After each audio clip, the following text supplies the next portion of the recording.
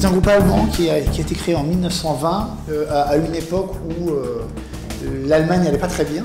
La société se développe très très rapidement en Allemagne, au Danemark, et en 1967, l'idée vient à M.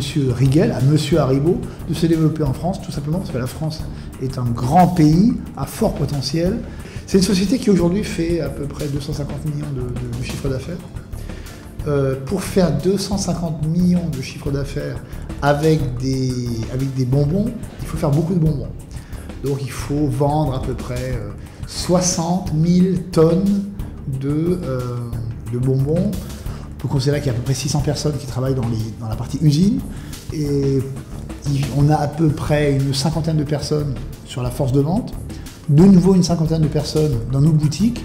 Et le reste, c'est les fonctions support du siège, parmi lesquelles d'ailleurs la direction des ressources humaines. Le département RH, nous avons environ une quinzaine de personnes basées, une partie sur Marseille, une partie sur Uzès.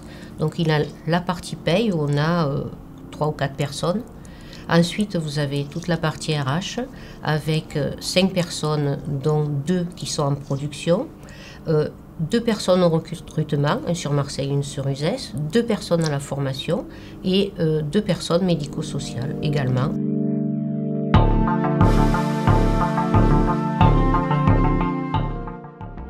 Le contexte, c'était au départ la mise en place des fonctionnalités DSN qui ont accéléré notre prise de décision pour faire évoluer le SIRH. Et nous voulions également avoir un outil global. Donc nous avons profité de cette contrainte pour chercher un outil collaboratif permettant d'agir sur tous les leviers de la RH et être capable d'accompagner la performance. Courant 2014, lorsqu'on a envisagé de faire évoluer PrismaShare, on a fait appel à un prestataire extérieur dans une démarche d'aide au choix et l'équipe projet s'est prononcée en faveur de Talentia. Les raisons qui nous ont poussé à faire ce choix, c'était la couverture des fonctionnalités qui étaient plus étendues avec Talentia qu'avavec la concurrence, la connaissance de l'environnement Haribo, puisque nous travaillons avec les personnes bien avant ce choix, et l'expérience de la migration PrismaShare vers Talentia HR. Il y avait énormément de documents Excel, de double saisie, et le but était de supprimer cette saisie et d'aller vers beaucoup plus de travail collaboratif, supprimer ces saisies pour que les gens se consacrent à des activités à plus forte valeur ajoutée.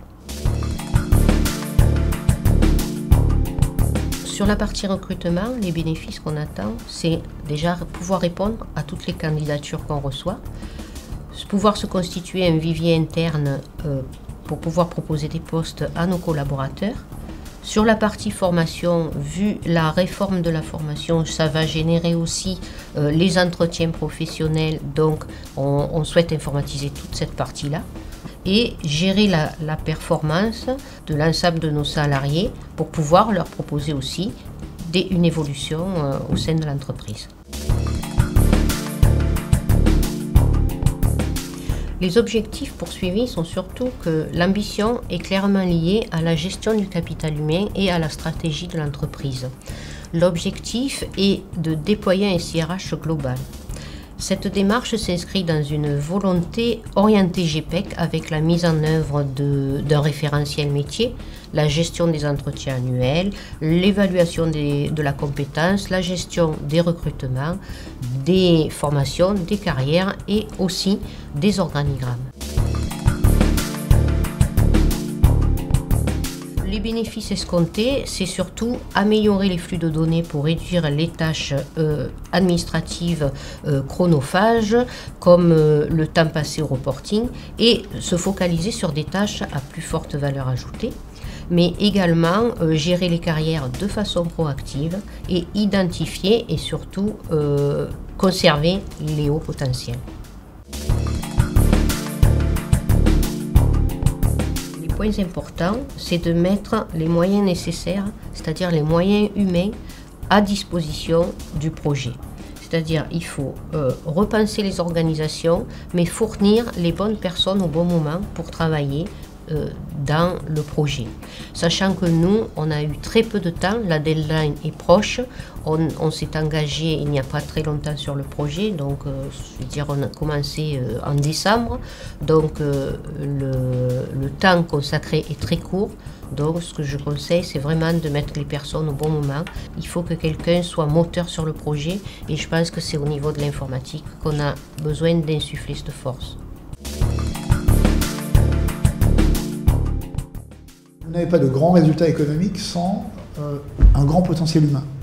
Moi, je crois que essentiellement sur les dernières années, je parle des 7-8 dernières années, si on a réussi à se développer, c'est qu'on a réussi à le faire parce qu'on avait les gens pour le faire.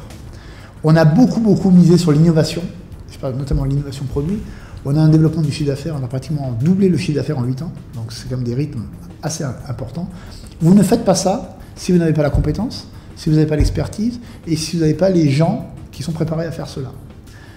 Après, il faut que ces personnes aient en permanence les bons supports pour accompagner ce plan de travail. Mais vous avez aussi besoin, et je crois que c'est un des points sur lesquels on va devoir investir encore plus à l'avenir, d'avoir, pour les personnes qui s'engagent comme ça pour nous, un juste retour des investissements. Je crois qu'on avait un déficit en termes d'outils, et notamment d'outils de gestion de carrière. On avait des outils pour piloter la compétitivité. Alors, une large partie du SIRH qu'on est en train de mettre en place avec vous va encore contribuer à améliorer cette capacité à mieux compter, à mieux évaluer la performance individuelle. Par contre, on était extrêmement faible sur notre capacité à gérer les carrières aussi, tout simplement. Et je crois que de ce point de vue-là, on a beaucoup de choses à apprendre, mais pour apprendre, il faut des outils. Là, je crois que l'outil qu'on va mettre en place avec vous devrait largement nous aider dans cette direction.